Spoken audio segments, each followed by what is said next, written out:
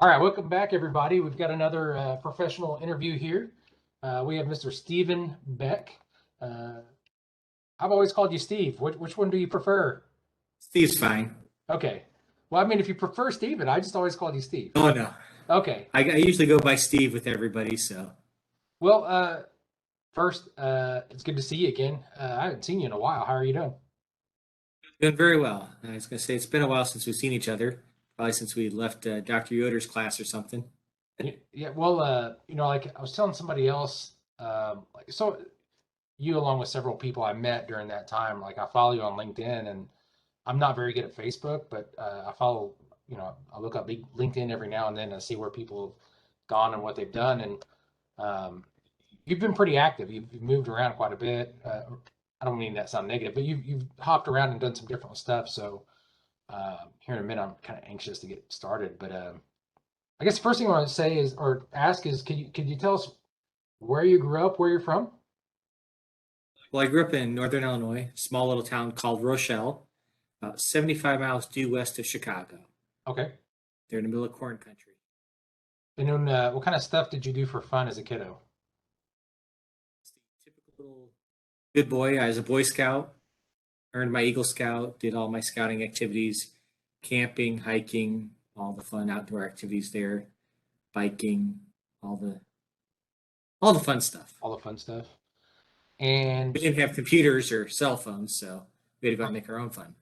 I was talking to some students the other day, and I was telling them like, the cell phones weren't. I'm sure they existed when I was young, but they were, like the bag phones in a car anyway. The students are like they couldn't fathom a world without cell phones.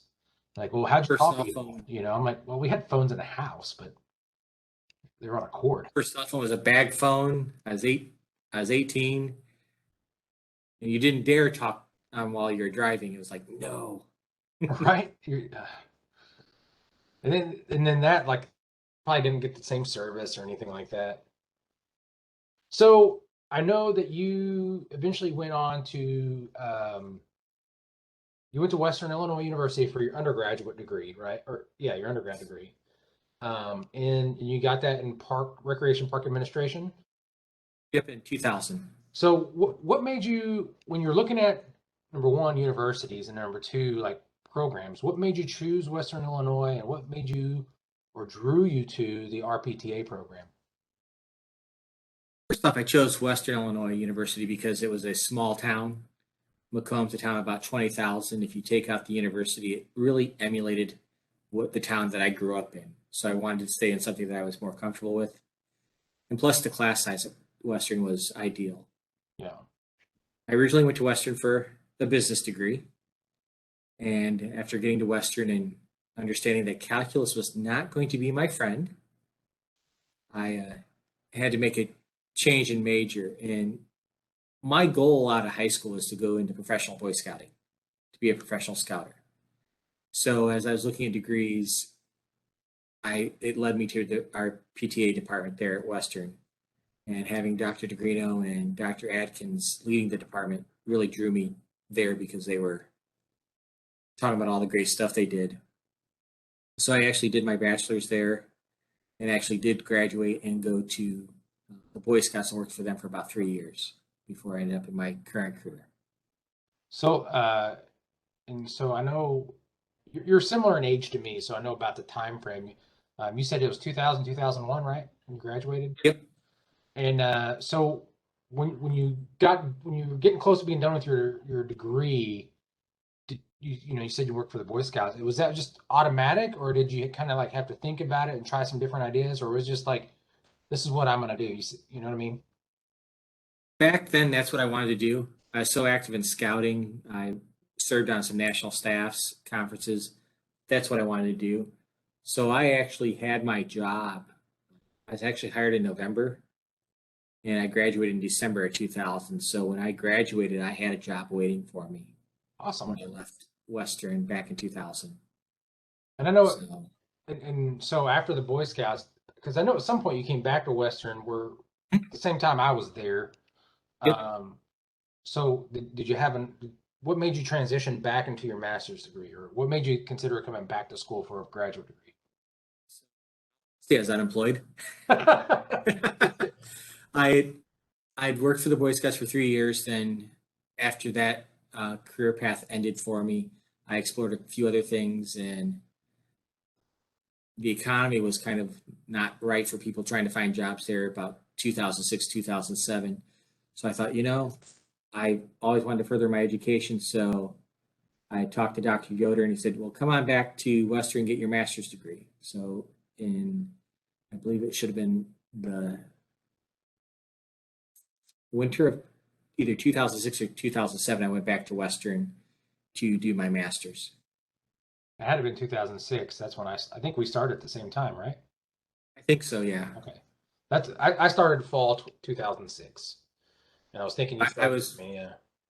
yeah, I was in winter 2006. So when you were talking to like the Dr. Yoder and all that, what was your mindset, or what were you thinking about when you think about like if that was the right choice to get the master's in the same program?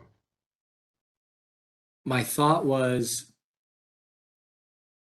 going back and going into teaching possibly. So one of the thoughts was at one point was getting my PhD, Okay. which I've not explored further at this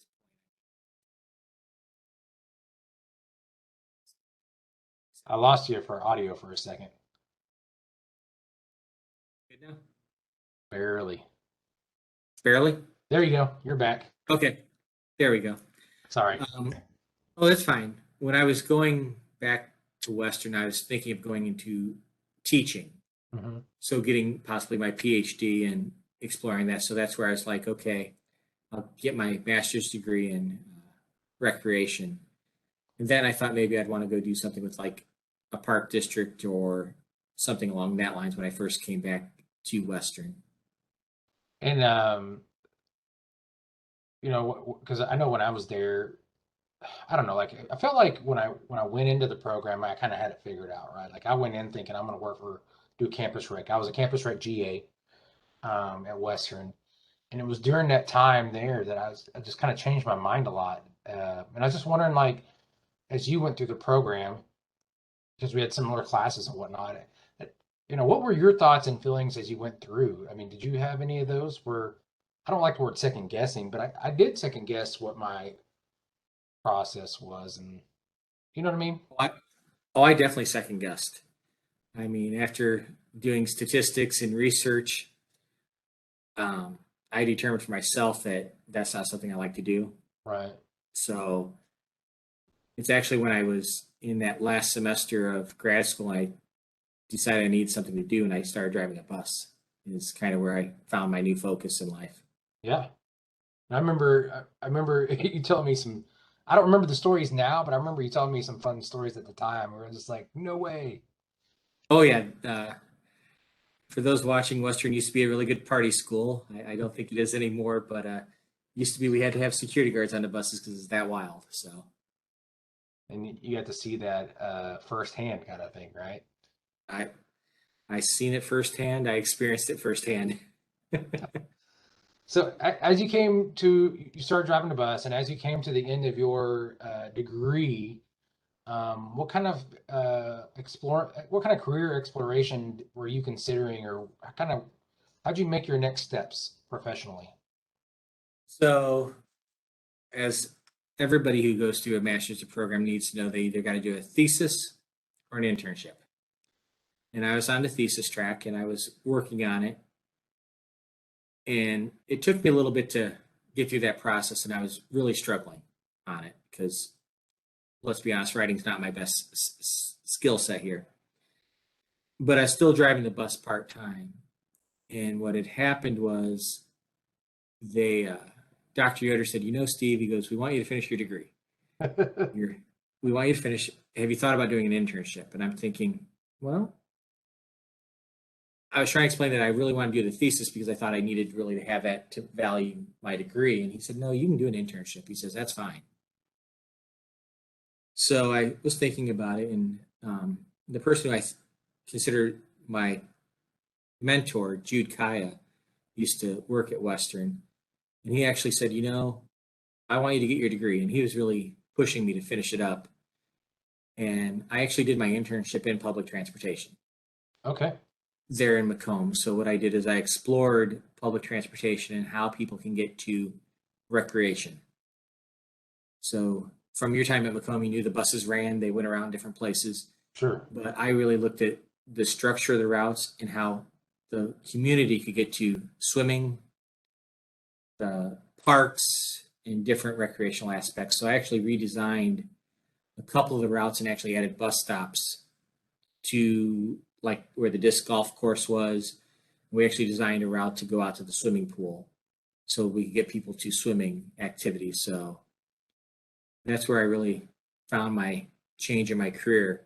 And knowing that I love recreation, I love outdoors, and even to this day, people here at IndyGo, where I'm at now, will say, "Well, you have a master's degree." I'm like, "Yes, I do." And they're like, "What's it in?" And I'll tell them it's recreation. And they're like, "How did you end up in public transportation, or how did you end up here?" And I tell them the story that grad school, some long nights on the bus driving, just really enjoying people. So I mean, it was one of those experiences that really took me to where I'm at today. So, and I know that, like we talked a little bit, and you told me kind of what you've done. So you've kind of slowly kind of migrate, what I call migrated up the ladder, so to speak. But could you kind of like walk us through from where you started, uh, so to speak, with that transportation during your master's degree, and then where you're at with IndyGo now? Can you kind of walk us through what you've done over the last, I guess, 15 years? So I started there in Macomb, started as a bus driver. By 2009, I was promoted to a supervisor. And by 2012, I was the general manager for the entire system there in Macomb, supervising the school buses and the transit buses. And in 2015, I decided that I needed to venture out and grow my wings. So I left Macomb and went to Charleston, South Carolina, where I served as the director of operations for their transit system. I was there only a short time because it was and people do not need to be afraid of this, it wasn't the right fit for me. So my old company called me and said, "Hey, we'd love to have you come back." I'm like, "Okay." So they sent me to Dallas, Texas, where I managed a school bus contract and actually managed a charter service there in Dallas, where I actually worked with the Dallas Cowboys and the Texas Rangers. I've been someplace that a lot of Dallas Cowboys have never been, and that's the end zone. I got to stand on the star. Um, but I did that for a little while. Then I decided that school buses was a little bit not where I wanted to be. I wanted to be back more towards public transportation. So I moved into Denton, Texas, where I served as an assistant general manager for DCTA. And I was there for a little while. And I got headhunted by a company by the name of RATP Dev. And they actually asked me if I wanted to go to Oklahoma. And I said, "I live in Texas. Why would I want to go to Oklahoma?" Hey, you'd be nice. Yeah. But they actually had an opening in Texas, so they sent me to San Angelo, Texas. If people don't know where San Angelo is, it's in the middle of nowhere. It's hill country. It's yeah. From there, I ended up in Colorado Springs for a while, and waking up in the morning and driving to work, seeing the mountains was beautiful. Managed some transit there. Then my company sent me to Bowling Green, Kentucky to start up a contract because I'd worked in the private sector. And finally, after all that, I am the director of transportation here at IndyGo. I supervise the largest department within IndyGo. I have, I believe, last count, 550 employees that I'm responsible for. I'm responsible for all the day-to-day operations of the buses going out, running their routes, coming in, customer service, that sort of aspect from there. I've managed staffs from as small as 30 or 40 to my current of about 550 operators. So I've been all over the country. Right. And whether it's at the same time or not, we've occupied similar territory. Like I've lived in Texas, Kentucky, Illinois. I guess so. before I ask the other question, like what you do now, you're the director of transportation for IndyGo. What is that? You say you do a few different things. Could you tell us a little bit about what you do as part of that? Not just managing employees, but what are some of the other stuff that you think? From this viewpoint, right? Like you've got your undergrad and your master's degrees in Rec and Park and Tourism Administration. What are some of the things that you do now that you think those degrees have really helped you with as far as, that with your professional development and all that? So am I making sense when I ask that? You are, and it actually makes sense because people ask, well, what do you do with that rec degree? Well, one of the things is I do budgets. So I've had to do budgeting. This year I had to do the budget for two different departments here at IndyGo, the transportation and our downtown transit center. I also do a lot of policy writing. So standard operating procedures. So like in Parks and Rec, they taught us how to like run pools or run rec centers. I'm just doing it on a different level. How does an operator do this or how does an employee do that? Some grant writing. I had to do that in my past. There's a lot of grants in public transportation, grant funding, grant formulas, people skills. We learn that quite a bit there, how to interact with people, and it moves over. So, I mean, everything that I learned in my rec degree, I can transfer over to transportation in that aspect with finance, budgeting. I find myself using statistics occasionally. So Dr. Peralco would be very proud. he would be very proud. What's your favorite part of the job? Favorite part of the job is seeing that little bitty kid who has a smile on their face when they get on the bus and ride it, and they say, "Thank you, bus driver." I haven't had that in a while because I haven't drove a bus in a while, but the other part is seeing the difference we make in people's lives. That's why I went into recreation. I wanted to see the difference we could make in people's lives. And public transportation is something that a lot of people take for granted, but they don't know how much it really does mean to those who really need it. Right. No, absolutely. I think about, um, you know, in my past using public transportation, and even, not just localized, but, and I don't know how popular it is anymore, but, we used to take a Greyhound when we make long trips, right? And if it wasn't for that, I wouldn't have gone where I went. I was there in San Angelo, Texas for about a year, and we had a Greyhound station that stopped there. And it did remind me of George Strait's song Amarillo by Morning up from San Antonio because the bus literally left San Antonio at 1 o'clock in the afternoon, got to San Angelo about 5 and made it to Amarillo about midnight. But Yeah. we saw people every day go through that little bitty terminal headed doing their transportation. In San Angelo was the largest area I managed. We managed 12 counties in west central Texas. And to give a geographical term, it was the size of the states of Maryland and New Jersey combined. It's the service area I had, so it was massive of where we had to move people around.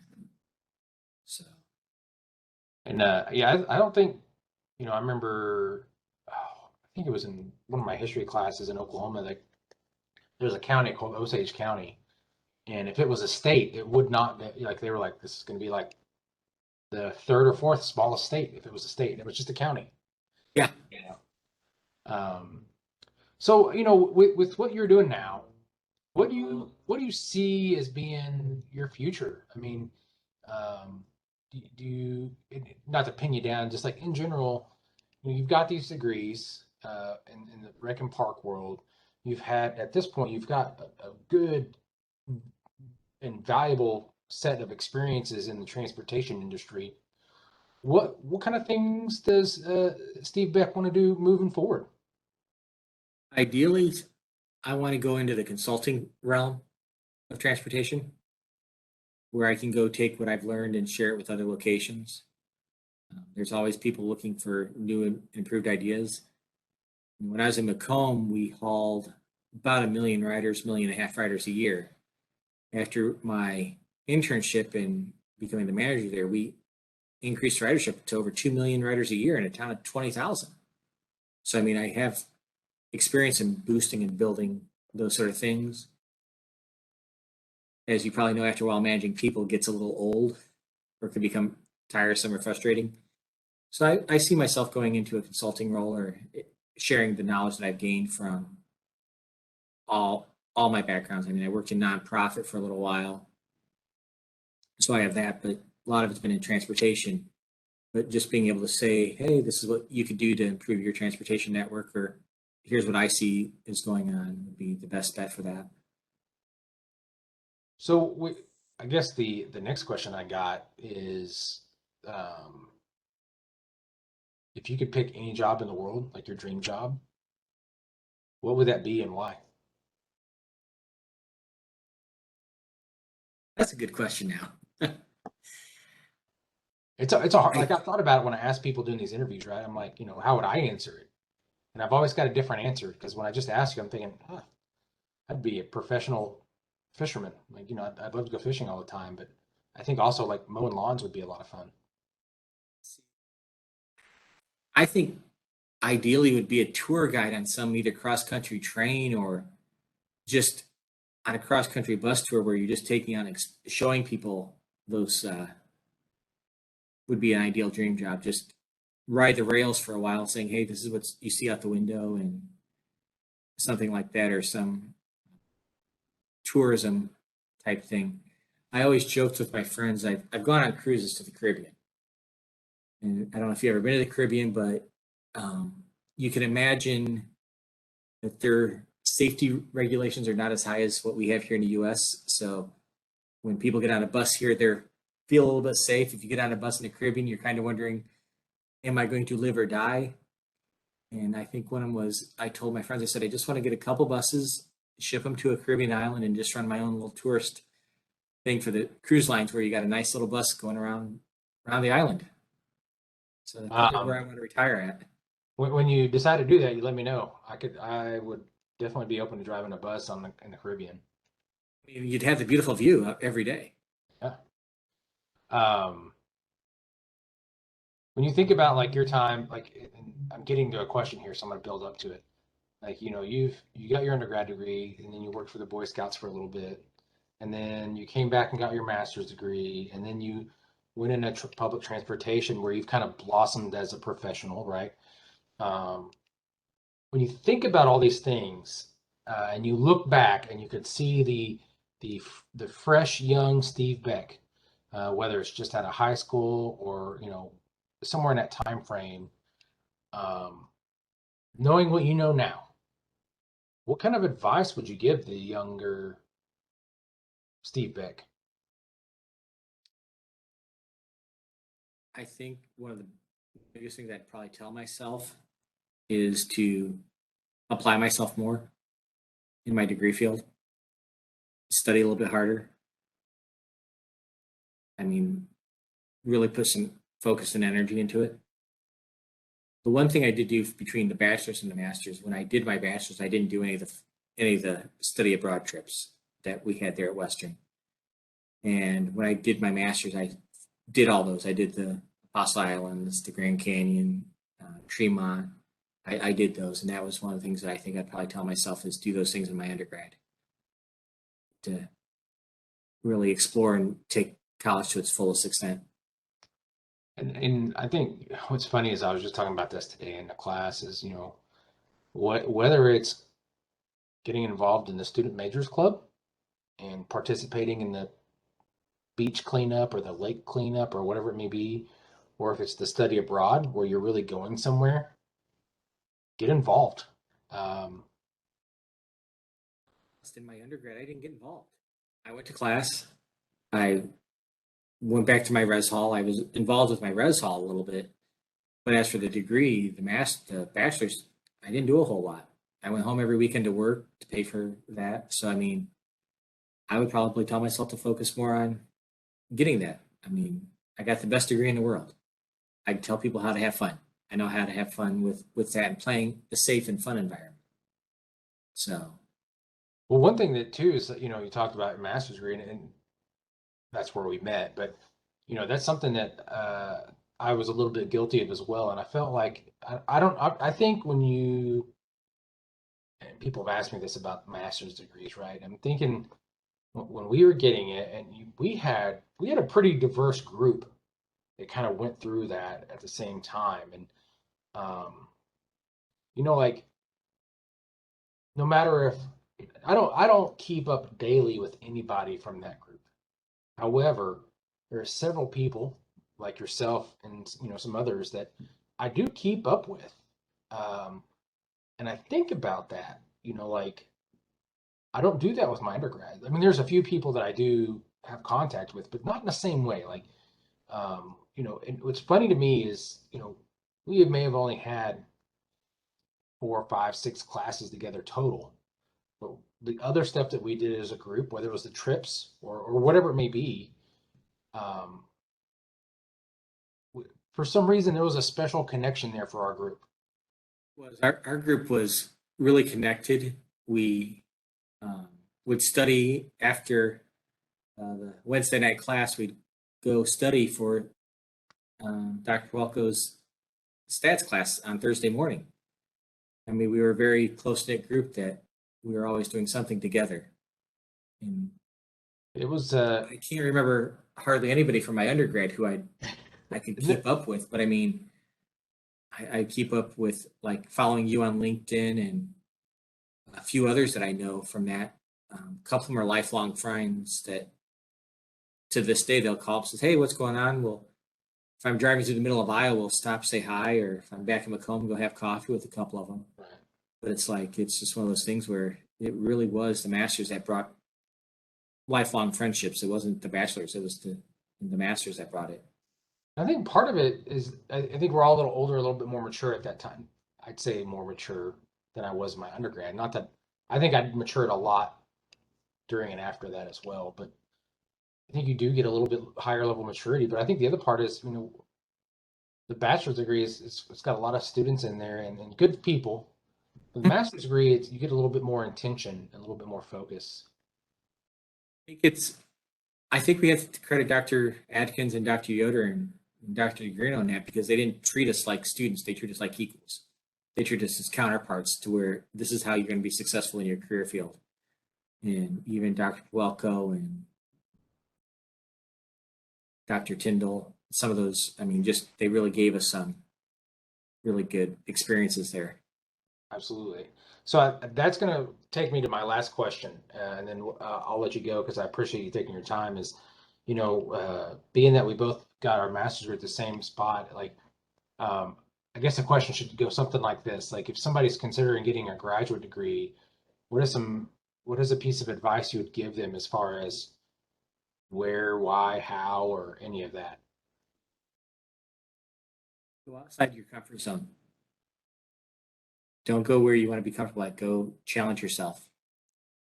If you're an urban person, go to somewhere rural. If you're a rural person, go somewhere urban. Get that experience. But choose it based on the program. Do your research. Just don't go to any old college. Pick the one that will really give you something to do. I mean, we both graduated from Western, one of the top programs in the nation, on the top in the state of Illinois. It was a great program. And that's what I tell people is do your research and go outside your comfort zone on that. And I think it's still pretty factual. Is I think if you're looking at master's degree, I think the RPTA program, Western Illinois, is hard to beat. It is. And I mean, most of the professors that we had are now gone. Yeah. But I believe we did interview a couple that are still there. So Yep. we got to choose the next generation of our PTA there at Western. And I talked to a couple of them, Rob Porter, Dr. Doe, so on and so forth, and good people, you know. Dr. Doe survived us interviewing her and having us as her first grad students. I mean, she's still there doing well. So, and actually, Julie is one of our fellow grad students. They're teaching at Western in the program. So, Yep. I've, we talk about keeping in touch is that she's one of them I have kept in touch with. And every now and then I see updates about what she's doing or how she's doing. And, same with you, with her, it makes me happy to see people be successful, but it makes me especially happy to see people that I have these shared experiences with. And see them doing good things. Iterated over some stat exams. Right? We had deer tacos. I mean, we've had a lot of experiences there at Western, and that's probably the one thing I'd leave with somebody is go for the experience. Have a faculty that cares, a faculty that's out there for you. I mean, anybody can go get an MBA, anybody can do that, but I mean, to get a master's in rec, I mean, here at Western, where we both went, I think we can cherish that for the rest of our lives. So we had a faculty that cared. No, and I'll let that be. So I'll end by saying thank you, and that again, so proud of everything you've done. Glad I can, call you up or message you up and get you to come on here. Anytime. Yeah, I enjoyed it. yeah. So I'll let you go, Mr. Beck. Steve, thank you again so much, and we'll talk real soon. Sounds good. Thank you, sir. Uh-huh. Bye-bye.